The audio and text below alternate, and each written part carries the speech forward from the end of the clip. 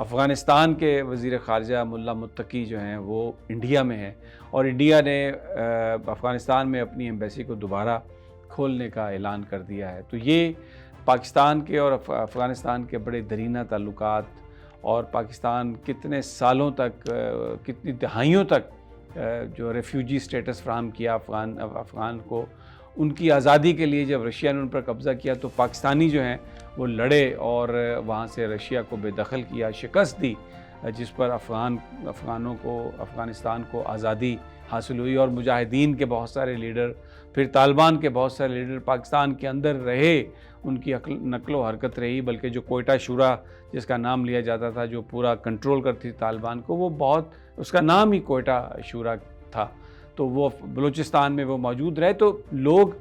پاکستان میں اس بات پر غمگین ہیں کہ افغانستان اور پاکستان کے تعلقات اگر خراب ہوں تو، اور پھر خاص طور پر اگر ان کے انڈیا کے ساتھ تعلقات بہتر ہو جائیں، تو یہ ہمارے لیے ایک بڑی ایک پریشان کن صورتحال ہے۔